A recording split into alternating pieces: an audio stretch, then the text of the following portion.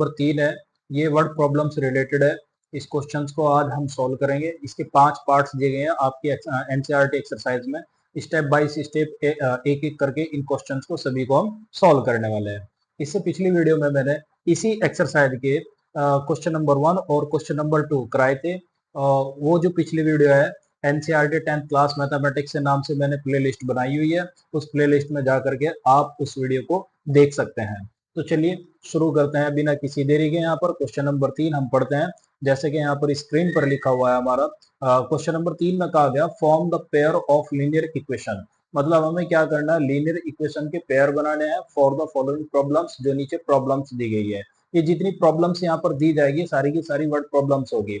And find their solution by substitution method, और इनके solution भी फाइंड कीजिए, और वो भी किस मेथड से फाइंड करना है, सब्स्टिट्यूशन मेथड से। अब जैसे कि इसमें फर्स्ट प्रॉब्लम है हमारी, फर्स्ट प्रॉब्लम यहाँ पर लिखी है the difference between two numbers is 26। मतलब दो नंबर्स के बीच का डिफरेंस कितना है, 26 है। And one number is 3 times the other, और जो उनमें से एक नंबर है वो दूसरे की 3 गुनी है, 3 टाइम्स है। 3 टाइम्स मीन्स हो गया 3 गुनी है। फाइंड देम, तो उन नंबर्स को फाइंड कीजिए, वे नंबर्स क्या है। तो देखिए हमें यहाँ पर क्या फाइंड करना है, उन दोनों नंबर्स को बताना है कि वे नंबर क्या है। तो जब भी इस तरह का कोई क्वेश्चन मिलता है तो जो उसमें वो पूछता है उन्हीं को हम कंसिडर कर लेते हैं, उन्हीं को हम मान लेते हैं। यहाँ पर हमें नंबर्स फाइंड करनी है तो नंबर को हम मान लेंगे, एक को वेरिएबल एक्स मान लेंगे और एक को वेरिएबल वाई मान लेंगे। तो यहाँ पर लिखते हैं let the first number, let the first number is x and the second number and the second number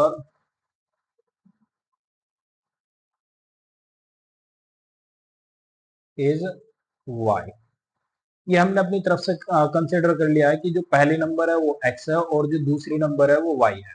अब उसने क्वेश्चन में कहा the difference between two number is 26। मतलब इन दोनों नंबर का जो डिफरेंस हो गया x का और y का वो 26 के इक्वल है। तो फर्स्ट केस में हम यहाँ पर लिख देंगे कि x माइनस वाई, जब भी डिफरेंस कहेगा तो माइनस कर देना हमें। x माइनस वाई इक्वल में हो जाएगा 26 के। ये हमारी इक्वेशन फर्स्ट बन जाएगी इसमें। अब आगे क्या कहा, and one number is 3 times the other. Second case में क्या कहा यहाँ पर, इनमें से जो एक नंबर है वो 3 टाइम्स है। 3 टाइम्स मतलब 3 गुनिया किसकी है, दूसरी नंबर की। एक नंबर मतलब जैसे कि पहले नंबर हो गई x, ये 3 गुनी है यानी 3 टाइम्स है। किसकी 3 टाइम्स है, दूसरी नंबर की। दूसरी नंबर क्या है, y, यानी y की 3 टाइम्स है। ये हो जाएगी हमारी सेकंड इक्वेशन। तो ये बन गया हमारा पेयर ऑफ लीनियर इक्वेशन, जैसे कि उसने क्वेश्चन में कहा था। तो एक आंसर हमारा आ जाता है इसमें। अब आगे इसने ये भी कहा था इनके सॉल्यूशन फाइंड करने में सब्स्टिट्यूशन मेथड से। तो सब्स्टिट्यूशन मेथड से सॉल्यूशन फाइंड करने के लिए किसी एक इक्वेशन से किसी एक वेरिएबल की वैल्यू दूसरे वेरिएबल के टर्म्स में निकालते हैं और दूसरी इक्वेशन में रख देते हैं। जैसे कि यहाँ सेकंड इक्वेशन से हम देखते हैं कि इसमें जो वेरिएबल x की वैल्यू है यहाँ पर फाइंड आउट हुई हुई है, x की जो वैल्यू है वो निकली हुई है y के टर्म्स में। तो ये वाली वैल्यू हम कहाँ रख देंगे, फर्स्ट इक्वेशन में रख देंगे। तो यहाँ पर लिखेंगे पुटिंग इन इक्वेशन फर्स्ट। ये सब्स्टिट्यूटिंग, पुटिंग की जगह आप सब्स्टिट्यूटिंग भी लिख सकते हैं। Putting in equation first, first equation में रख देंगे। यानी जहां पर x है उसकी जगह हम सब्स्टिट्यूट कर देंगे 3y। तो यहाँ x की जगह हम सब्स्टिट्यूट कर देंगे 3y और माइनस y इक्वल में हो जाएगा 26 के। अब 3y में से ये 1y माइनस हो जाएगा तो यहाँ पर रह जाएगा 2y इक्वल में आ जाएगा हमारा 26, और ये y की जो वैल्यू आ जाएगी 26, और ये जो 2 मल्टीप्लाई में है तो इधर आ जाएगा डिवाइड में। अब 2 से इस 26 को हम डिवाइड कर देंगे तो हमारा y की वैल्यू आ जाएगी 2 1 2 और 2 3 6, तो y की वैल्यू आ गई हमारी 13। यानी एक नंबर हमारी 13 है। अब ये वैल्यू अब हम किसी भी इक्वेशन में रख सकते हैं, चाहे फर्स्ट में रख दो चाहे सेकंड में रख दो, एज योर चॉइस, जैसे आपकी मर्जी। पुटिंग इन इक्वेशन सेकंड, हम यहाँ पर इस इक्वेशन को रखते हैं सेकंड में। पुटिंग इन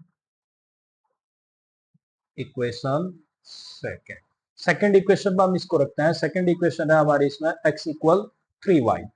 तो ये जो हमारा सेकंड इक्वेशन से हो जाएगी x equal 3 multiply by y, y की वैल्यू कितनी आई है, वाई की वैल्यू आ गई 13, जब 13 की यहाँ पर 3 में मल्टीप्लाई करेंगे तो 13 3 जो हो जाएगा 39, यानी जो x की वैल्यू हो जाएगी हमारी ये 39 हो जाएगी। तो इस तरह से ये जो दो नंबर है जो हमें फाइंड आउट करनी थी, उनमें फर्स्ट नंबर तो हो गई 39 और जो सेकंड नंबर हो गई 13 हो गई। तो फाइनल आंसर हम डायरेक्ट इसका चाहे तो हम यहाँ तक भी छोड़ सकते हैं या फिर ऐसे लिख सकते हैं कि फर्स्ट नंबर हमारी हो गई 13 या 39 लिख सकते हैं, मर्जी है तुम्हारी। एंड जो सेकंड नंबर, और जो सेकंड नंबर हो जाएगी हमारी सेकंड नंबर, सेकंड नंबर हो जाएगी हमारी इसमें 39, जैसे कि हमने यहाँ फाइंड आउट किया है इसमें। सॉरी, एक्स जो हो गया ना, तो फर्स्ट नंबर थी इसमें, चलो कोई नहीं, ऐसे भी लिख सकते हैं इसमें। अब देखिए इन दोनों नंबर का जो डिफरेंस है यहाँ पर 39 में 13 माइनस करेंगे तो हमारा 26 आ जाएगा, इससे हमारा ये आंसर वेरीफाई हो जाता है। और जो 39 हो गया ना, इस नंबर 13 का 3 टाइम्स गया, 13 3 का कितना होता है 39 होता है। तो इससे अब हम ये देखते हैं कि ये दोनों नंबर जो ऊपर कंडीशन लिखी हुई है क्वेश्चन में, इन दोनों को क्या कर रही है, वेरीफाई कर रही है। तो इस तरह से हमें पता लग जाता है कि इसका आंसर हमने जो निकाला है वो हमारा एग्जैक्ट आंसर है। तो चलिए बढ़ते हैं हम अपने नेक्स्ट क्वेश्चन की ओर को।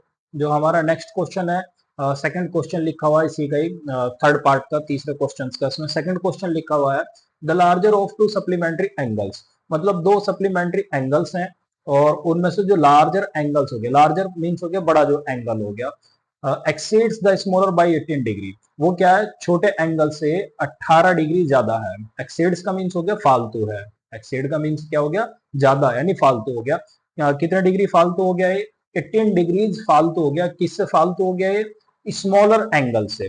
फाइंड देम, तो इन दोनों एंगल्स को हमें फाइंड आउट करना है। तो यहाँ पर भी हम क्या करेंगे, इन दोनों एंगल को कंसिडर कर लेंगे, इनमें से एक एंगल को x मान लेंगे और एक एंगल को y मान लेंगे। तो अब हम इसका सॉल्यूशन करते हैं। लेट द लार्जर एंगल, क्योंकि उसने दो एंगल दिए, एक लार्जर है एक स्मॉलर है, लार्जर एंगल को हम कंसिडर कर लेंगे x, let the larger angle is x degree and smaller is y,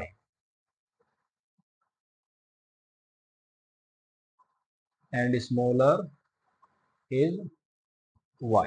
ये हमने कंसीडर कर लिया है कि जो लार्जर एंगल है वो x है और जो स्मॉलर एंगल है वो हमारा y है। अब ये दोनों ही एंगल सप्लीमेंट्री एंगल है, तो सप्लीमेंट्री एंगल कौन से होते हैं, ऐसे एंगल्स होते हैं जिनका सम 180 डिग्री होता है। तो इसका मीन्स ये हो गया कि जो लार्जर एंगल हो गया x और जो स्मॉलर एंगल हो गया y, इन दोनों को प्लस करके आ जाएगा हमारा 180 डिग्री। ये हमारी फर्स्ट इक्वेशन बन जाएगी। आगे उसने इसी केस में कहा था the larger of to supplementary angles exceed the smaller by 18 degree, मतलब जो बड़ा वाला एंगल है वो छोटे एंगल से 18 डिग्री ज्यादा है। बड़ा वाला एंगल हमने क्या मान लिया इसमें, वो x मान लिया है, वो क्या है, छोटे एंगल, छोटा एंगल मान लिया हमने y और इससे 18 डिग्री ज्यादा है तो प्लस में 18 कर देंगे। एक्सीड्स क्या आएगा तो यहाँ पर क्या कर देना, प्लस कर देना हमें इसमें। ये होगी हमारी इक्वेशन सेकंड। अब ये जो दोनों इक्वेशन बन गई है ये होगा हमारा पेयर ऑफ लीनियर इक्वेशन, जो हमें फाइंड आउट करना था, जो हमें बनाना था, ये हमने बना लिया। अब हमें इसे सॉल्व भी करना है सब्स्टिट्यूशन मेथड से। अब देखिए सेकंड इक्वेशन से जो x की वैल्यू है वो y के टर्म्स में लिखी हुई है, तो ये x की जो वैल्यू हो गई सेकंड इक्वेशन से हम फर्स्ट इक्वेशन में रख देंगे। तो अब यहाँ पर लिख देंगे putting in equation first, putting in equation first, या पुटिंग की जगह हम लिख सकते हैं सब्स्टिट्यूटिंग। तो रखते हैं यहाँ पर x, जहां पर x है उसकी जगह पर हम रख देंगे y प्लस 18। तो यहाँ पर रख दिया हमने y प्लस 18, इस x की जगह रख दिया। फिर आगे क्या लिखा, प्लस y, तो यहाँ पर लिख देंगे हम प्लस y इक्वल में आ गया हमारा 180, 180 के। y और y ये हो जाएगा हमारा 2y इक्वल में हो जाएगा ये 180, ये प्लस 18 है, जब ये राइट हैंड साइड में जाएगा तो ये हो जाएगा माइनस 18। तो 2y इक्वल में हो जाएगा 180 में से जब 18 माइनस करेंगे तो ये आ जाएगा हमारा 10 में से 8 गया 2, 162, 162। ये दो हमारा मल्टीप्लाई में है तो इधर जाएगा डिवाइड में, हम इसे ऐसे लिख लेंगे y इक्वल हो जाएगा 162 अपॉन 2, दो से हम डिवाइड करेंगे 162 को, 2 8 जा 16 और 2 1 जा 2, यानी y की वैल्यू आ जाएगी हमारी 81 अब ये जो y की वैल्यू 81 आई है, अब हम किसी भी इक्वेशन में रख सकते हैं, जैसे कि हमारी मर्जी होगी इसमें, एज योर चॉइस। या तो फर्स्ट इक्वेशन में रख सकते हैं, सेकंड इक्वेशन में, इन दोनों में से किसी भी एक इक्वेशन में रखते हैं। तो यहाँ भी हम इसे सेकंड इक्वेशन में रख देते हैं। Putting in equation second, putting in equation second. Equation second हमारी x equal y plus 18, x equal y की वैल्यू आ गई हमारी 81, फिर प्लस में हो गया हमारा 18। तो x इक्वल हो गया हमारा 81 और 18, जब इन दोनों को जोड़ देंगे हम तो 8 और 1 कितना हो गया 9, 8 और 1 कितना हो गया 9, यानी x की जो वैल्यू आ जाएगी हमारी वो 99 आ जाएगी। यही हमारे आंसर है। एक तो एंगल हमारा 81 हो जाएगा और दूसरा एंगल हो जाएगा 99 हो जाएगा। तो हम लास्ट में इसका आंसर ऐसे भी लिख सकते हैं, एंगल्स आर, जो हमें एंगल्स फाइंड करने हैं वे एंगल्स है हमारे इसमें। एक एंगल तो है हमारा इसमें 99 डिग्री, एंड जो सेकंड एंगल आ गया हमारा वो 81 डिग्री आ गया। अब देखिए इन दोनों एंगल का अगर हम सम करेंगे तो 180 डिग्री आ जाएगा, तो इसका मीन्स ये दोनों ही सप्लीमेंट्री एंगल है। और 99 जो डिग्री जो हो गया ना वो 81 से 18 एक्सीड है, यानी 18 फालतू भी है यहाँ पर, जैसे कि हम देख पा रहे हैं। मतलब जो क्वेश्चंस की दोनों कंडीशंस है यहाँ आंसर आंसर से वेरीफाई हो जाती है। इससे पता लगता है कि जो हमारे आंसर निकले हैं यहाँ पर ये बिल्कुल एग्जैक्ट आंसर है। बढ़ते हैं हम अपने नेक्स्ट क्वेश्चन की ओर को, जो हमारा तीसरा क्वेश्चन लिखा हुआ है, आप पढ़ पा रहे हो इसमें, तो बहुत इंपॉर्टेंट क्वेश्चन है। इस तरह के जो क्वेश्चन होते हैं रिपीट होते रहते हैं। बहुत बढ़िया क्वेश्चन है। तो शुरू करते हैं, समझते हैं इस क्वेश्चन को, पढ़ते हैं। यहाँ पर लिखा हुआ क्वेश्चन में, the coach of a cricket team, यानी क्रिकेट टीम का एक कोच है, बाइट 7 बैट्स, वो 7 बैट्स खरीदती है एंड 6 बॉल्स, और 6 बॉल खरीदती है फॉर 3800 रुपीज। कितने रुपए के? 3800 रुपए के, 3800 रुपए खरीदती है, 3800 रुपीज के खरीदती है। लेटर बाद में शी बाइज, वो खरीदती है 3 bats, 3 bats and 5 balls for 750 rupees. मतलब बाद में फिर से वो बाद में खरीदती है, 5 बैट्स को खरीदती है और 5 बॉल्स को, सॉरी 3 बैट्स को खरीदती है और 5 बॉल्स को खरीदती है। कितने की खरीदती है? 750 रुपीज की खरीदती है बाद में। अब उसने कहा कि find the cost of each bat and each ball, यानी हर एक बैट का और हर एक बॉल का कॉस्ट हमें बताना है कि कितना है। तो सबसे पहला जो वो पूछता है हमें उन्हीं को ही कंसिडर कर लेना होता है। ये मैं आपको कई बार बता चुका हूं इसमें। तो चलिए, यहाँ पर सबसे पहले उसने एक बैट और एक बॉल का कॉस्ट पूछा है कि एक बैट एक बॉल का कॉस्ट कितना है, तो इन्हीं को कंसीडर कर लेते हैं। Let the cost of, let the cost of a bat is x rupee and a ball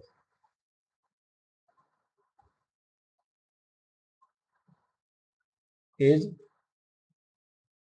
Y. हमने कंसीडर कर लिया है कि जो एक बैट की कॉस्ट है वो एक्स रुपये है और जो एक बॉल की कॉस्ट है वो वाई रुपये है। अब उसने क्वेश्चन में ये कहा, the coach of a cricket team bite 7 bats and 6 ball.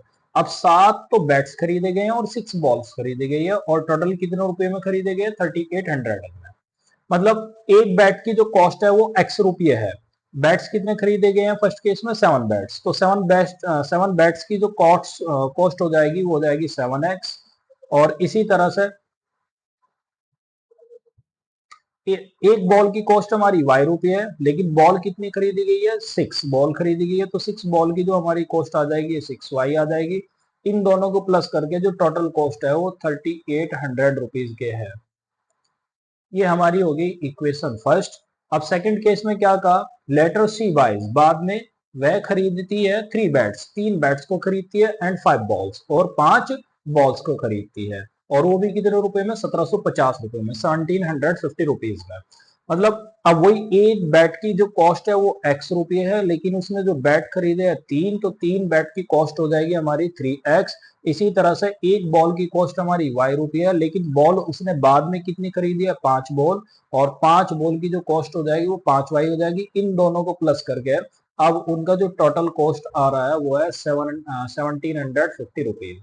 ये हो गई हमारी इक्वेशन नंबर सेकंड। तो ये हमारा पेयर ऑफ लीनियर इक्वेशन है जो हमें बनाना था। अब इसके बाद हमें इसका सॉल्यूशन फाइंड करना। सॉल्यूशन का मीन्स हो गया यहाँ पर हमें एक्स की और वाई की वैल्यू निकालनी है। एक्स हमारा बैट की कॉस्ट हो जाएगी और वाई हमारी बॉल की कॉस्ट हो जाएगी, और वो भी सब्स्टिट्यूशन मेथड से। तो सब्स्टिट्यूशन मेथड से सॉल्व करने के लिए किसी एक इक्वेशन से किसी एक वेरिएबल की वैल्यू निकाल लेंगे दूसरे के टर्म में। जैसे कि सेकंड इक्वेशन से ही लेते हैं हम यहाँ पर 3x इक्वल में हो जाएगा 1750, ये +5 है, 5y है। जब ये राइट हैंड साइड में जाएगा तो ये हो जाएगा माइनस का 5y। अब ये 3x के साथ मल्टीप्लाई में है तो इधर आएगा, ये डिवाइड में आ जाएगा राइट हैंड साइड में। तो ये हो जाएगा 1750 माइनस में हो गया 5y और इस सारे के अपोन में हो गया 3। यानी सेकंड इक्वेशन से जो हमने x की वैल्यू लिखी है वो y के टर्म्स में लिख दिया है। हमने लिखी है सेकंड इक्वेशन से ये वैल्यू, तो अब हमें इस वैल्यू को फर्स्ट इक्वेशन में रखना होगा। तो यहाँ पर लिख देंगे हम एक छोटी सी line, putting in equation first या substituting in equation first. Putting in equation first, first equation में हम रखते हैं इसको। फर्स्ट इक्वेशन है हमारी यहाँ पर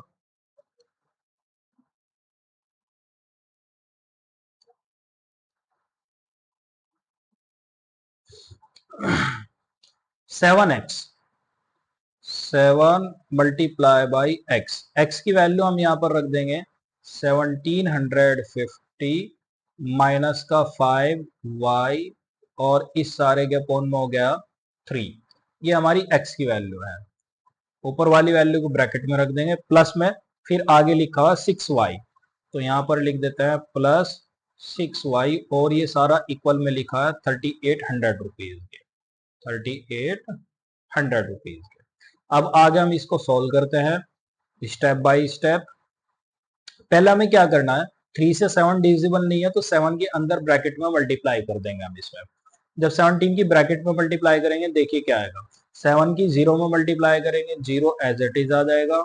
7 की 5 में मल्टीप्लाई करेंगे 7 5 जा 35, 35 का 5 हो जाएगा और कैरी हो जाएगा हमारे 3। 7 7 जा 49, 49 में 3 ऐड कर देंगे तो ये हो जाएगा 52 का 2, कैरी हो जाएंगे 5। 7 1 जा 7, 7 में और 5 जोड़ देंगे ये हो जाएगा 12, यानी 12,250 आ गया। फिर माइनस का साइन है, 7 की 5 में मल्टीप्लाई कर देंगे सेकेंड टर्म में। 5 में जब मल्टीप्लाई करेंगे 7 5 जा 35 और इसके साथ लिखा y और इस सारे के अपोन में हमारे 3 प्लस में आगे लिखा हुआ है यहाँ पर 6y इक्वल में हो गया 3800 के। इसके अपोन एक कंसीडर कर लेंगे, यहाँ पर 3 का और 1 का एलसीएम ले लेंगे और 3 का और 1 का एलसीएम आ जाएगा यहाँ पर 3।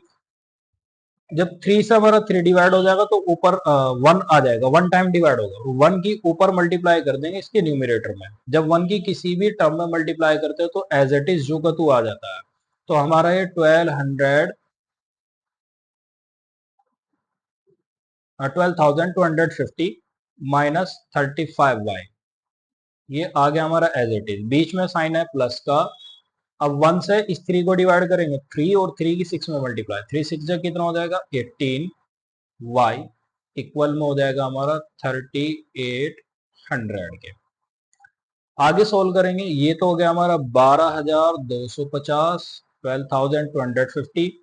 अच्छा ये 35y माइनस के हैं और ये 18y प्लस के हैं, तो ये दोनों सब्ट्रैक्ट हो जाएंगे। 35 में से 18 माइनस हो जाएंगे। जब 35 में से 18 माइनस करेंगे तो ये बचेगा हमारा 15 में से 8 गए तो ये रह जाएगा 7, यानी 17 रह जाएगा, लेकिन बचेगा माइनस का, क्योंकि माइनस की जो वैल्यू है ना 35 ये बड़ी है। इक्वल में हो जाएगा, ये जो 3 डिवाइड में इधर इधर ये चला जाएगा मल्टीप्लाई में 3800 के साथ में। जब मल्टीप्लाई करेंगे दोनों जीरो एज इट इज लिख दी। 3 की 8 में मल्टीप्लाई करेंगे 3 8 जो हो गया 24 का 4 और कैरी हो जाएंगे 2, 3 3 जा 9 और 2 ये हो जाएगा 11, यानी 11,400। यहाँ से y की वैल्यू हम फाइंड आउट करेंगे, माइनस का 17 y इक्वल में हो गया 11,400, इसमें से माइनस कर देंगे 12,250 को, तो ये वैल्यू जो हमारी आ जाएगी, यानी 12,250 में से आपको 11,400 माइनस करना है। तो जब हम इसको माइनस करेंगे तो ये वैल्यू रह जाएगी, ये जीरो तो हमने एज इट इज लिख दिया और 5 एज इट इज लिख दिया, और 122 में से 114 माइनस कर देंगे तो ये रह जाएगा हमारा 8। लेकिन ये वैल्यू माइनस की बचेगी क्योंकि माइनस की जो वैल्यू है ना वो बड़ी है, -12,250 ये वैल्यू बड़ी है 11,400 से। ये इक्वल है सारा का सारा किसके, माइनस का 17y के इक्वल। अब दोनों साइड में माइनस है तो माइनस से माइनस हमारा कैंसिल आउट हो जाएगा। थोड़ा सा इसको यहीं पर सोल्व कर देते हैं तो यहीं इसका आंसर आ जाएगा। अब ये जो 17 दे दिया y के साथ, ये मल्टीप्लाई में है तो इधर जाएगा हमारा ये डिवाइड में। तो ये जो y की वैल्यू आ जाएगी, y इक्वल हो जाएगा 850 और अपॉन में रह गया 17। 17 से 850 को अब हम डिवाइड कर देंगे, 17 5 जा 85, यानी 17 5 85, 50 रुपीज।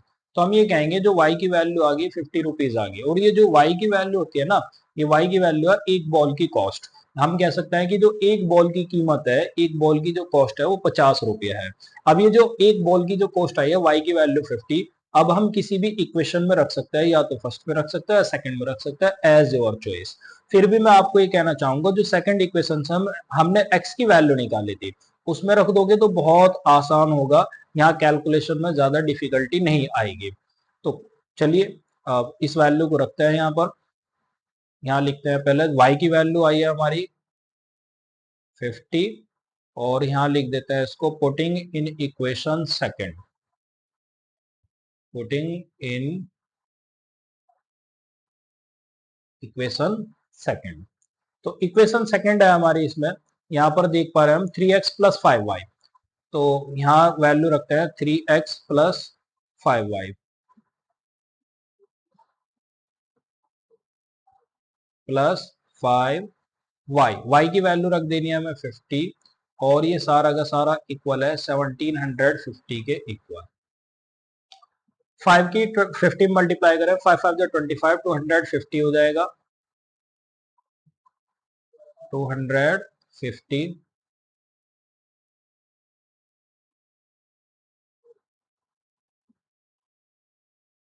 इक्वल में आ जाएगा ये 1750। ये प्लस में 250 है, जैसे ये राइट हैंड साइड में जाएगा तो ये हो जाएगा माइनस, तो 3x इक्वल में हो जाएगा 1750 माइनस में 250। मतलब 1750 में से 250 को माइनस करेंगे, जब 1750 में से हम 250 को माइनस करेंगे तो ये रह जाएगा हमारा 1500, यानी 1500 रह जाएगा। अब ये 3 मल्टीप्लाई में x के साथ, तो ये आ जाएगा इधर डिवाइड में, तो x की जो वैल्यू आ जाएगी हमारी, ये हो जाएगी 1500 और अपॉन में हो जाएगा 3 से 1500 को डिवाइड करेंगे, 3 5 जा 15 और 2 जीरो आगे एज इट इज लिख देंगे। तो इस तरह से जो x की वैल्यू आ गई वो हमारी 500 रुपीज आ जाएगी। यानी जो एक बैट की कॉस्ट है वो 500 रुपये है, और जबकि एक बॉल की जो कॉस्ट है वो हमारी कितनी है, 50 रुपये है। ये दोनों वैल्यू हमने फाइंड आउट कर ली है। तो यहाँ लास्ट में हम इसका एक आंसर, एक लाइन में आंसर लिख सकते हैं इस तरह से, cost of a bat, cost of a bat, एक बैट की कॉस्ट इक्वल आ गई हमारी 500 रुपीज के। अगर ऐसे लास्ट में आप आंसर लिख दोगे तो बहुत बेटर रहेगा, एग्जामिनर को कहीं पर भी गुंजाइश नहीं रहेगी आपके मार्क्स काटने की, और उस पर अलग से और ज्यादा इफेक्ट पड़ेगा उसका। और इसी तरह से यहाँ पर लिखते हैं इसमें cost of A ball, cost of A ball, एक बॉल की कॉस्ट, एक बॉल की जो कॉस्ट आ गई वो हमारी 50 रुपीज है। तो इस तरह से एक बॉल और एक बैट की जो कॉस्ट हमें फाइंड आउट करनी थी वो हमने फाइंड आउट कर ली है। चलिए बढ़ते हैं अब हम अपने नेक्स्ट क्वेश्चन की ओर को। तो जो हमारा नेक्स्ट क्वेश्चन है, यहाँ पर बहुत अच्छा क्वेश्चन है, बहुत इंपॉर्टेंट क्वेश्चन है ये भी। पढ़ते हैं चौथा क्वेश्चन, यहाँ पर लिखा हुआ है हमारा चौथा question, the taxi charges in A city. मतलब टैक्सी का चार्ज है एक सिटी में, consist of a fixed charge. इसमें एक तो फिक्स्ड चार्ज है, together with the charge, together with the charge for the distance covered. मतलब जो टैक्सी का चार्ज हो गया एक सिटी में, वो इस तरह से है कि उसमें टैक्सी का फिक्स्ड चार्ज तो लिया ही जाता है, साथ ही साथ जो भी डिस्टेंस कवर की जाती है उसका भी चार्ज लिया जाता है। जो डिस्टेंस कवर की जाएगी यानी जितने किलोमीटर भी डिस्टेंस कवर की जाएगी उसका भी चार्ज अलग से लिया जाएगा। ठीक है। अब आगे इसने क्या कहा है यहाँ पर, for a distance of 10 kilometre, मतलब 10 किलोमीटर की कोई डिस्टेंस है उसके लिए the charge paid is 105 rupees. मतलब जो चार्ज दिया गया है टैक्सी का वो कितना दिया गया, 105 रुपये दिया गया है। And for a journey of 15 kilometre, और जो 15 किलोमीटर की जर्नी है, इस 15 किलोमीटर की जर्नी के लिए ट्रेवल के लिए the charge paid is 155 rupees, यानी जो चार्ज दिया गया है वो 155 रुपये दिया गया है। अच्छा एक बात और याद रखनी है, 10 किलोमीटर की जर्नी में दोनों ही चार्ज कंसिस्टेंस के, दोनों ही चार्ज इसके अंदर शामिल है। इसमें कौन कौन से चार्ज हैं, एक तो है फिक्स्ड चार्ज और एक है इसमें जितने भी 10 किलोमीटर की जो डिस्टेंस कवर की गई है उसका भी चार्ज है इसमें। मतलब ये खाली 10 किलोमीटर का चार्ज नहीं है, इसमें फिक्स्ड चार्ज भी शामिल है। इसी तरह से यहाँ पर जो 15 किलोमीटर का चार्ज है ये खाली डिस्टेंस का चार्ज नहीं है, इसमें फिक्स्ड चार्ज भी शामिल है। और दोनों को मिला करके ये जो चार्ज बैठ रहा है यहाँ पर 155 रुपीज है। अब आगे इसने क्वेश्चन में कहा है what are the fixed charges and the charge per kilometre. अब इसने क्या पूछा, एक तो फिक्स्ड चार्ज बताना है, टैक्सी का फिक्स्ड चार्ज क्या है और पर किलोमीटर का चार्ज क्या है। और साथ ही उसने आगे भी पूछ लिया how much does a person have to pay for a distance of 25 kilometre. अगर कोई आदमी 25 किलोमीटर की डिस्टेंस को ट्रेवल करता है तो उसे कितने रुपए चुकाने होंगे, कितने रुपए का भाड़ा उसे देना होगा, कितने रुपए का चार्ज उसे देना होगा, ये भी हमें बताना है इसमें। तो चलिए सबसे पहले शुरू करते हैं वहीं से ही।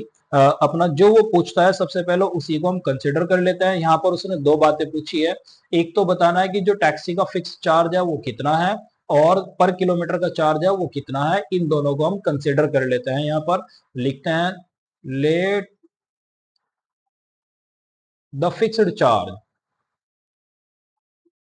The fixed charge is x rupee and the charge per kilometre and the charge per kilometre is why. ये हमने कंसीडर कर लिया है कि जो फिक्स चार्ज हो गया टैक्सी का वो एक्स रुपये है और जो पर किलोमीटर का चार्ज हो गया डिस्टेंस जो भी ट्रेवल की जाती है उसका चार्ज जो है वाई रुपये है। अब फर्स्ट केस में उसने कहा है जैसे कि for a distance of 10 kilometre, 10 kilometre की डिस्टेंस के लिए the charge paid is 105 rupees. अच्छा मतलब ये जो टैक्सी गई है ना 10 किलोमीटर गई है और उसके लिए जो चार्ज चुकाया गया, जो भाड़ा लगा वो 105 रुपए का भाड़ा लगा है, 105 रुपए का किराया लगा है इसमें। अब इसमें कौन कौन से चार्ज शामिल है 105 रुपए में, मतलब टैक्सी का फिक्स चार्ज एक्स रुपये तो हमें देना ही देना है, साथ ही साथ हमें पर किलोमीटर चार्ज के हिसाब से 10 किलोमीटर का चार्ज और देना है। अब वही 1 किलोमीटर का चार्ज कितना है, वाई रुपये है। 10 किलोमीटर का चार्ज कितना हो जाएगा, 10 वाई रुपये हो जाएगा। इन दोनों चार्ज को मिला करके जो भाड़ा दिया गया है वो 105 रुपीज के इक्वल दिया गया है। ये हमारी फर्स्ट इक्वेशन बन गई है। अब इसी तरह से सेकंड इक्वेशन बनाएंगे and for a journey of 15 kilometre, 15 kilometre की जर्नी हुई है बाद में और जो चार्ज पेड किया गया वो 155 रुपए है। मतलब इसके अंदर भी दोनों चार्ज शामिल है, फिक्स्ड चार्ज एक्स रुपए तो देने ही होंगे, साथ ही साथ 15 किलोमीटर का चार्ज भी देना होगा, वो भी वाई रुपये पर किलोमीटर के हिसाब से।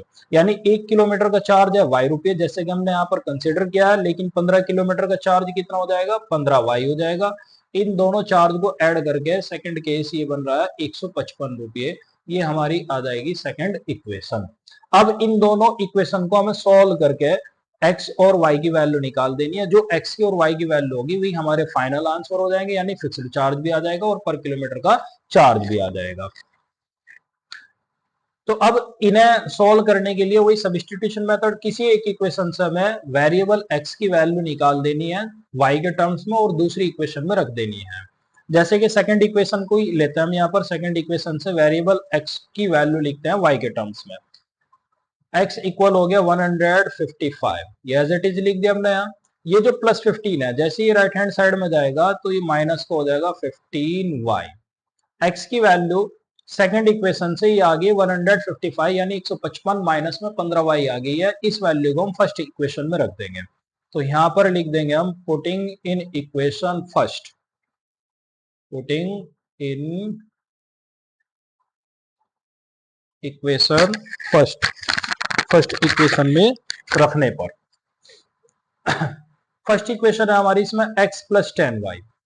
तो यहां लिखा हमने सॉरी यहां पर फर्स्ट इक्वेशन में जहां x है x की जगह लिखना है हमें 155 माइनस 15y। तो x की जगह पर लिख दिया हमने 155 माइनस 15y और फिर प्लस में आगे लिखा हुआ है इसमें 10y। तो प्लस का 10y जैसे कि फर्स्ट इक्वेशन में ऑलरेडी गिवन है और ये सारा इक्वल हो गया हमारा 105 के। अब ये y के 15 है, ये माइनस के हैं और यहाँ पर y के 10 हैं, ये लेकिन ये प्लस के हैं। तो 15 में से ये 10 घट जाएंगे, माइनस हो जाएंगे, तो 5y रह जाएंगे। लेकिन ये जो 5y बचेंगे माइनस के बचेंगे, इक्वल में आ जाएगा हमारा 105। ये प्लस 155 है, जैसे ये राइट हैंड साइड में जाएगा 155, ये हो जाएगा हमारा माइनस 155।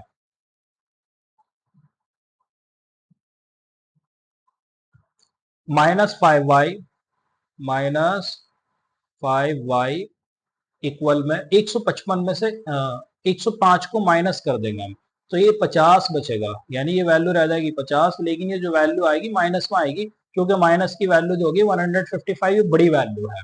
अब दोनों साइड में माइनस है तो माइनस से माइनस कैंसिल आउट हो जाएगा, तो जो y की वैल्यू आ जाएगी 50 और ये जो 5 मल्टीप्लाई में है ये इधर आ जाएगा डिवाइड में, और 5 से जब हम 50 को डिवाइड करेंगे तो 5 10 जा 50, यानी 10 टाइम डिवाइड हो जाएगा, यानी y की जो वैल्यू आ गई हमारी 10 आ गई। और जो y है हमारा पर किलोमीटर का चार्ज है, यानी हर 1 किलोमीटर का चार्ज हो गया वो 10 रुपीज है।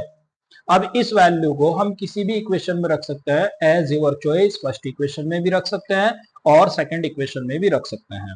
तो यहाँ पर हम इस वैल्यू को रखते हैं फर्स्ट इक्वेशन में, putting in equation first, putting in equation first. First equation है हमारी x plus 10y, 10 multiply by y की वैल्यू है यहाँ पर 10, इक्वल में हो गया 105 के। जब 10 की 10 में मल्टीप्लाई करेंगे तो 10 10 जा हो जाएगा हमारा 100, तो प्लस में आ गया 100, इक्वल में आ गया हमारा 105 के। ये प्लस 100 है, राइट हैंड साइड में जाएगा तो माइनस हो जाएगा। तो जब 105 में से ये 100 माइनस करेंगे राइट हैंड साइड में ले जा करके, तो वैल्यू रह जाएगी हमारी 5। ये हमारा आंसर आ गया। तो इस तरह से लास्ट में हम इन दोनों आंसर को इस तरह से लिख देंगे, थोड़ा सा और सिंप्लीफाई करके जो उसने पूछा है इसमें। ये जो x है हमारा, ये तो है हमारा फिक्स्ड चार्ज, तो यहां पर लिख देंगे हम जो फिक्स्ड चार्ज हो गया टैक्सी का, फिक्स्ड चार्ज, ये तो हमारा इक्वल हो जाएगा किसके, 5 रुपीज के। और जो पर किलोमीटर का चार्ज है, पर किलोमीटर का चार्ज हो जाएगा हमारा 10 रुपीज के। तो यहां पर लिखते हैं पर किलोमीटर चार्ज,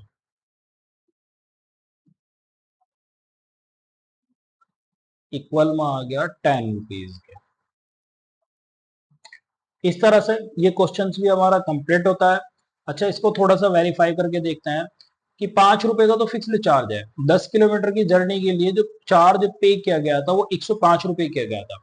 अच्छा, 10 रुपए पर किलोमीटर चार्ज के हिसाब से 10 किलोमीटर की डिस्टेंस जब ट्रेवल की जाएगी तो उसका चार्ज हो जाएगा 10 10 100 रुपीज, और प्लस 5 रुपए का फिक्स्ड चार्ज हो गया। 100 रुपीज में जब 5 रुपए ऐड कर देंगे तो ये बन जाएगा हमारा 105 रुपए, यानी 105 रुपीज हो जाएगा, जो हमारी पहली कंडीशन को वेरीफाई कर रहा है। इसी तरह से सेकंड कंडीशन भी हमारी वेरीफाई हो जाएगी। आगे इसने इसी क्वेश्चन में कहा था how much does a person have to pay for a distance of 25 kilometre, यानी 25 किलोमीटर की डिस्टेंस के लिए एक पर्सन को कितना चुकाना होगा, ये हमें बताना है इसमें। तो यहां पर लिखते हैं for a distance of 25 kilometre, for a distance of 25 kilometre, charge paid या चार्ज हैव टू पे, हैव टू पे इक्वल होगा वही 10 किलोमीटर पर का 10 रुपीज पर किलोमीटर का चार्ज आया, तो 25 किलोमीटर का जो चार्ज हो जाएगा 10 रुपीज पर किलोमीटर के हिसाब से वो हो जाएगा हमारा 250, 10 में मल्टीप्लाई कर देंगे, प्लस में फिक्स्ड चार्ज, फिक्स्ड चार्ज हमारा आ गया 5 रुपीज। तो 25 की 10 में मल्टीप्लाई कर देंगे तो हो गया 250। 250 में जब 5 ऐड कर देंगे तो हो जाएगा 255 रुपीज। तो इस तरह से हम कहेंगे जो 25 किलोमीटर का डिस्टेंस ट्रेवल। तो हमारा क्वेश्चन नंबर 5 है, जैसे कि आप स्क्रीन पर पढ़ पा रहे हो। हमारा क्वेश्चन नंबर 5 यहाँ पर लिखा हुआ, ए फ्रैक्शन बिकम्स 9/11। एक फ्रैक्शन क्या हो जाती है, 9/11 के इक्वल हो जाती है if 2 is added to both numerator and the denominator. अगर दो को ऐड किया जाता है न्यूमरेटर में भी और डिनोमिनेटर में भी। इफ 3 इज एडेड, और अगर 3 ऐड किया जाता है to both numerator and the denominator, दोनों में ही, न्यूमरेटर में भी और डिनोमिनेटर में भी, इट बिकम्स 5/6। तब ये 5/6 के इक्वल हो जाती है। Find the fraction. उसने क्वेश्चन में कहा है कि इस फ्रैक्शन को फाइंड कीजिए कि फ्रैक्शन क्या होगी। तो देखिए यहाँ पर फ्रैक्शन के दो पार्ट होते हैं, इसका सॉल्यूशन करते हैं। एक इसमें ऊपर वाला पार्ट होता है और एक इसमें नीचे वाला पार्ट होता है। ये दोनों ही पार्ट हम सबसे पहले यहाँ लिख लेते हैं। फ्रैक्शन जो इक्वल होती है, फ्रैक्शन का जो ऊपर वाला पार्ट होता है उसको बोलते हैं हम न्यूमरेटर, तो यानी न्यूमरेटर, और अपॉन में जो नीचे वाला पार्ट होता है इसको बोलते हैं हम डिनोमिनेटर। इसको क्या बोलते हैं, डिनोमिनेटर। तो यानी एक फ्रैक्शन जो होती है न्यूमरेटर अपॉन डिनोमिनेटर के इक्वल होती है। अगर हमें न्यूमरेटर और डिनोमिनेटर की जानकारी हो जाएगी तो हम आसानी से फ्रैक्शन फाइंड आउट कर लेंगे। तो कहने का मतलब है कि यहाँ पर हमें कंसिडर करना है न्यूमरेटर को और डिनोमिनेटर को। तो चलिए यहाँ पर इन्हें कंसिडर कर लेते हैं दोनों को। लेट न्यूमरेटर इज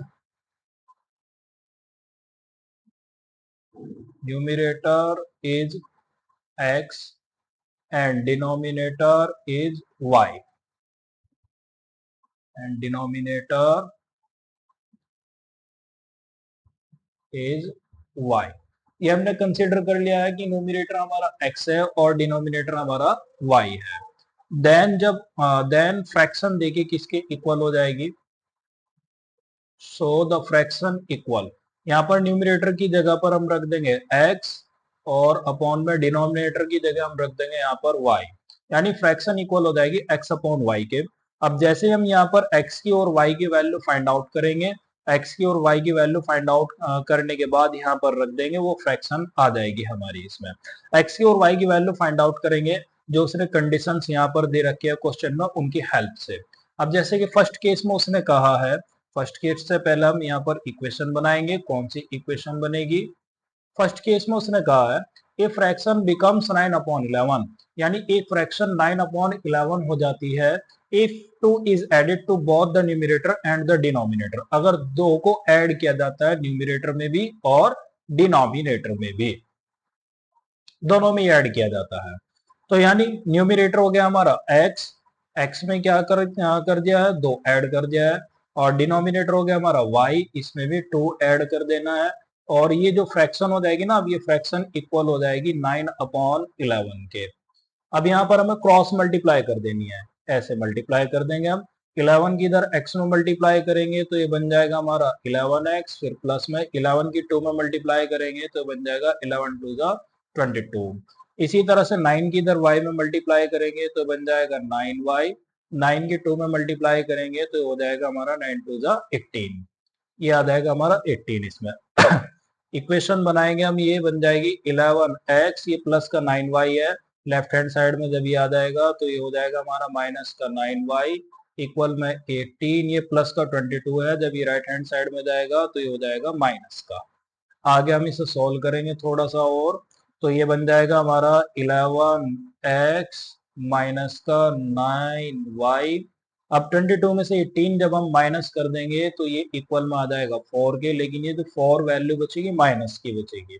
ये आ गई हमारी इक्वेशन फर्स्ट। माइनस की वैल्यू इसलिए बची है क्योंकि माइनस की वैल्यू 22 यहाँ पर 18 से बड़ी है।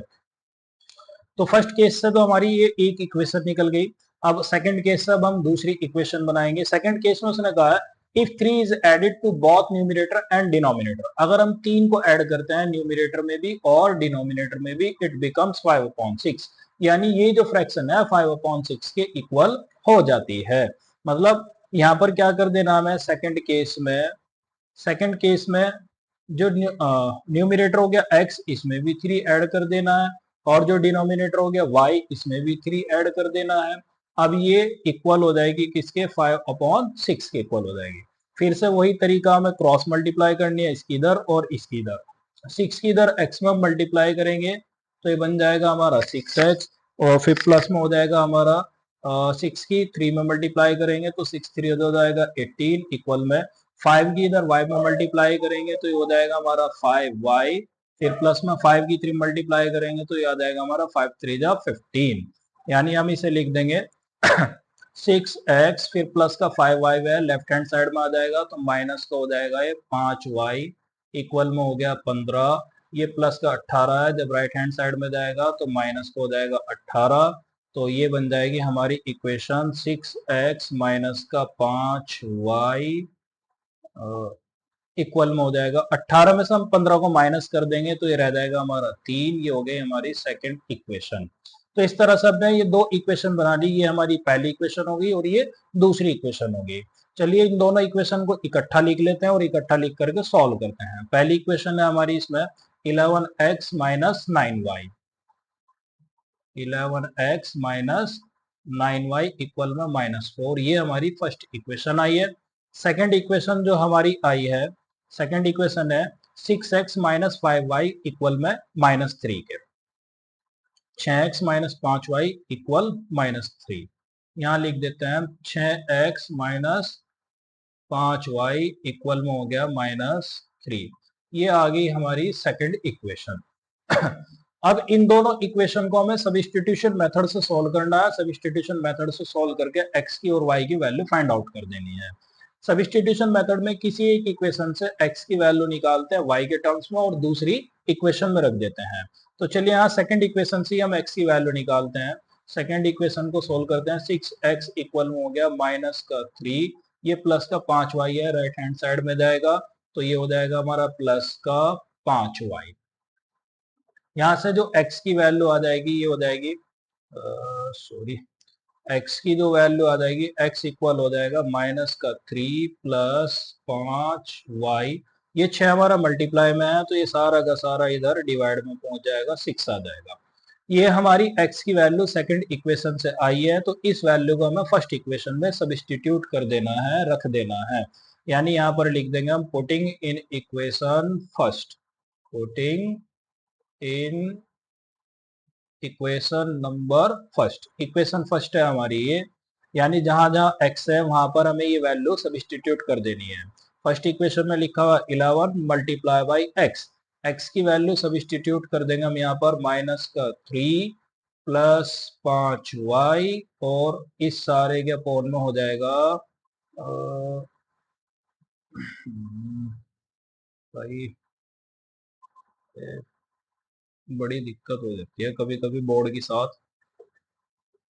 से बोर्ड को हटा लेते हैं यहाँ से।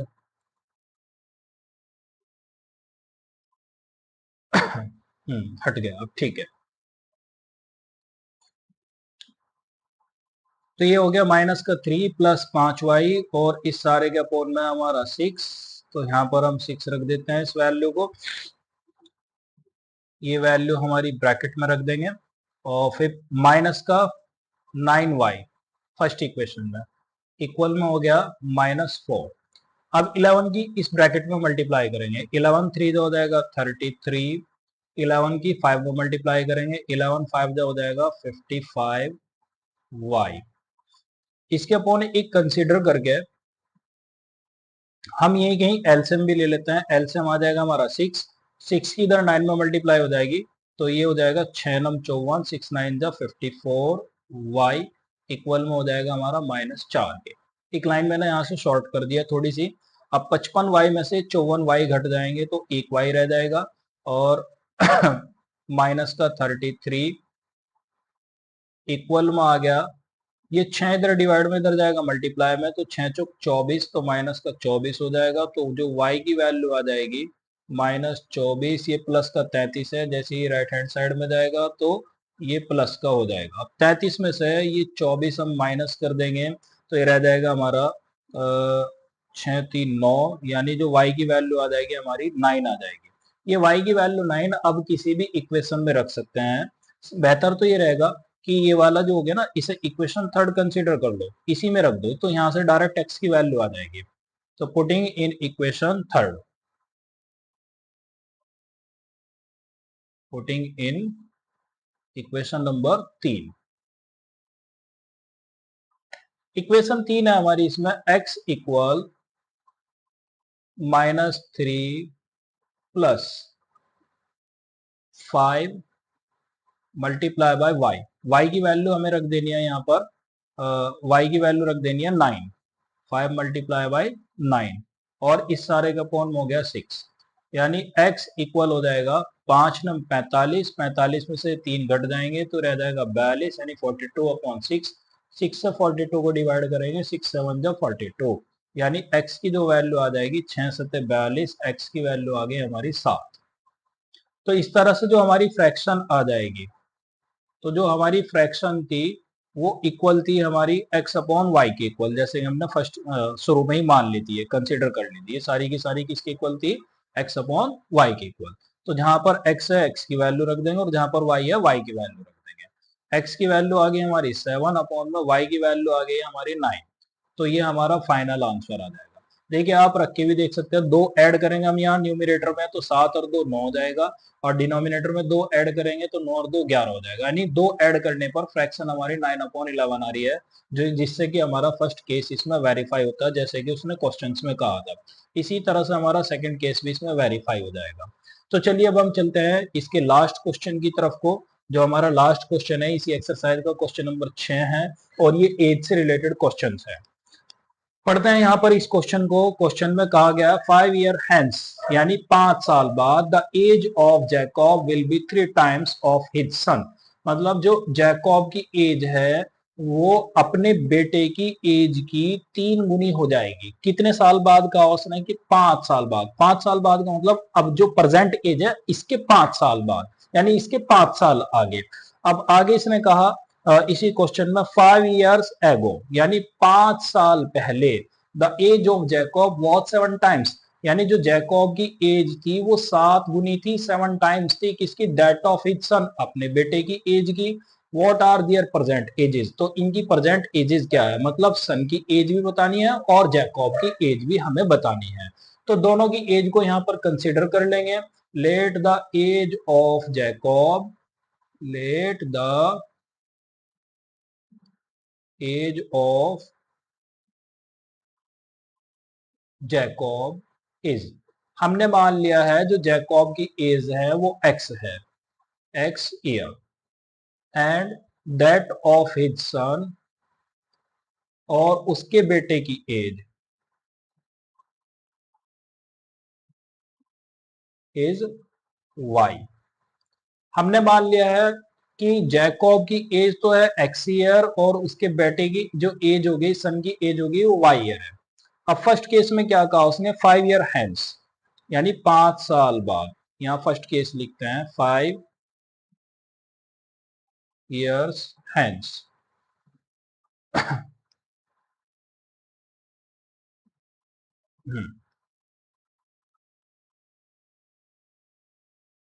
5 साल बाद,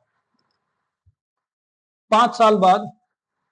अब देखिए फिलहाल जो प्रेजेंट एज है यहाँ पर जैकब की वो एक्स है, तो 5 साल बाद कितनी एज हो जाएगी, तो सिंपल सी बात है 5 साल जुड़ जाएंगे इसमें, 5 बढ़ जाएगी ना, x+5, और जो उसके बेटे की एज होगी 5 साल बाद वो भी तो 5 फालतू हो जाएगी, या वो जो का तू रहेगा, उसकी भी 5 साल की एज बढ़ जाएगी यहाँ पर।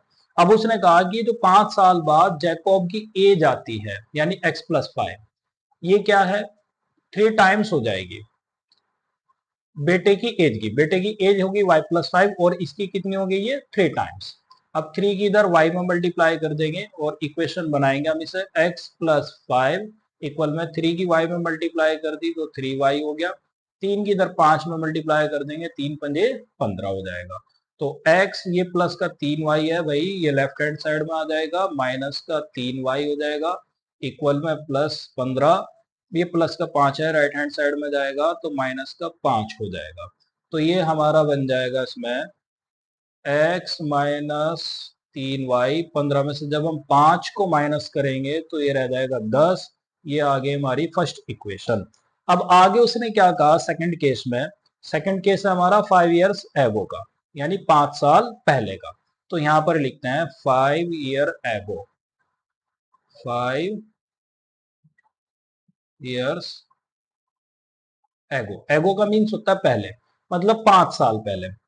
अब देखिए जो जैकोब की प्रेजेंट एज है वो एक्स साल है, फिलहाल एक्स ईयर है।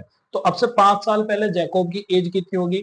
तो सिंपल सी बात है कि 5 कम होगी। जैसे कि अगर मैं कहता हूं कि फिलहाल मेरी एज जो होगी 35 साल है, तो 5 साल पहले कितनी एज होगी तो मेरी, तो 5 कम होगी ना, 30 ईयर्स। ठीक है, तभी तो 5 कम होगी, तो तभी तो जाकर मेरी एज 30 बैठेगी। और 5 साल बाद कितनी हो जाएगी? अगर मैं अब से देखूं तो 5 प्लस कर देंगे यहाँ पर। जब वो एगो कहेगा, पहले कहेगा, तो हमें माइनस कर देना एज को, और जब वो आफ्टर कहेगा तो हमें क्या कर देना, एज को प्लस कर देना है। तो अब इसने क्या कहा, 5 इयर्स एगो, यानी 5 साल पहले। 5 साल पहले जैकोब की एज कितनी हो जाएगी? फिलहाल जैकोब की एज एक्स है, तो 5 साल पहले एज होगी इसकी एक्स माइनस 5। इसी तरह से जो उसके बेटे की एज है, उसके बेटे की एज जो है 5 वाई है, और जो 5 साल पहले एज हो जाएगी वो भी तो 5 घटेगी, यानी y माइनस 5 हो जाएगी। अब उसने कहा कि जो जैकोब की एज है 5 साल पहले की, वो 7 गुनी थी, 7 टाइम्स थी। कहा ना उसने क्वेश्चन में, what 7 times that of its son, यानी सन की एज की। 7 के अंदर मल्टीप्लाई कर देंगे यहाँ पर, और इसे सॉल्व करते चलेंगे, और फाइनल आंसर की तरफ को बढ़ेंगे हम इसमें। तो x माइनस 5 इक्वल में हो गया, 7 की y में मल्टीप्लाई कर दी तो ये हो गया 7y, 7 की 5 में मल्टीप्लाई कर दी तो 7 पंजे हो गया 35। अब ये प्लस का 7y है, लेफ्ट हैंड साइड में आ जाएगा, तो ये हो जाएगा माइनस का 7y इक्वल में हो गया माइनस का 35। ये प्लस का 5 है, राइट हैंड साइड में आ जाएगा, तो ये हो जाएगा प्लस का 5। तो ये बन जाएगा हमारा माइनस का 7y इक्वल में 35 में से 5 माइनस हो जाएंगे तो रह जाएंगे 30।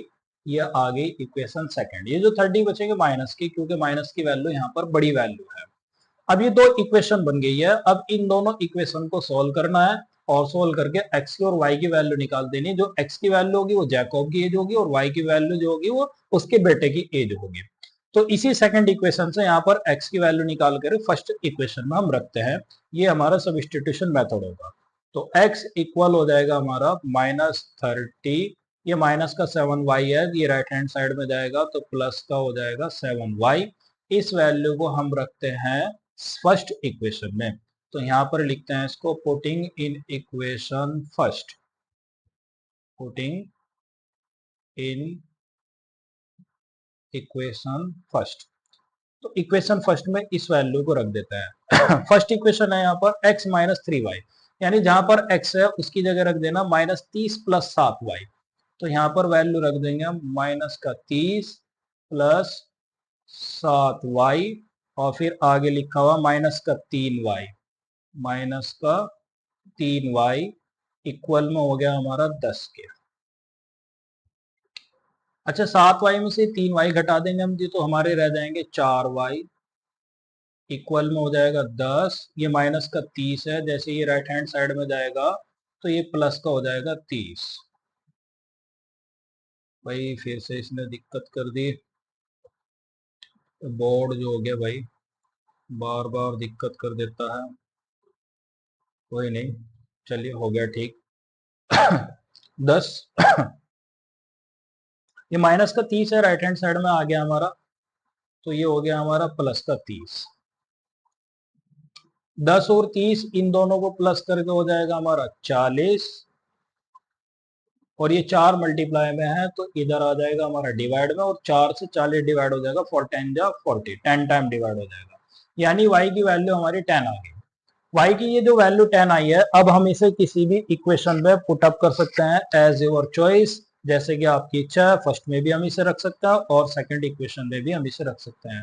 बेटर तो ये रहेगा, जो हमने ये x की वैल्यू निकाली है सेकंड इक्वेशन से y के टर्म्स में, इसे थर्ड इक्वेशन कंसीडर कर लो, और इसी में रख देते हैं यहाँ पर थर्ड इक्वेशन में। तो यहाँ लिख देते हैं हम putting in equation third, putting in equation third. Third equation है हमारी x इक्वल -30 प्लस 7y। अगले पेज पर लिख देते हैं हम इसको। x इक्वल हो गया -30 + 7 मल्टीप्लाई बाई y की वैल्यू आ गई हमारी 10, y की जगह हम 10 रख देंगे, तो ये वैल्यू हो जाएगी हमारी -30 + 7 10 हो जाएगा हमारा 70। अब 70 में से 30 हम माइनस कर देंगे तो ये रह जाएगा हमारा 40, यानी जो x की वैल्यू आ जाएगी हमारी 40 आ जाएगी। और ये जो x हो गया ये एज है हमारी, किसकी एज है, जैकॉब की एज। तो अब हम कहेंगे जैकॉब की एज जो आ गई 40 आ गई और उसके बेटे की एज 10 आ गई, जो उनकी प्रेजेंट एज है। तो लास्ट में ये लिख देंगे age of Jacob, age of Jacob equal में हो गया 40 ईयर, और एज ऑफ सन यानी उसके जो बेटे की एज है वो आई है हमारी 10 ईयर। ये हमारे फाइनल आंसर है।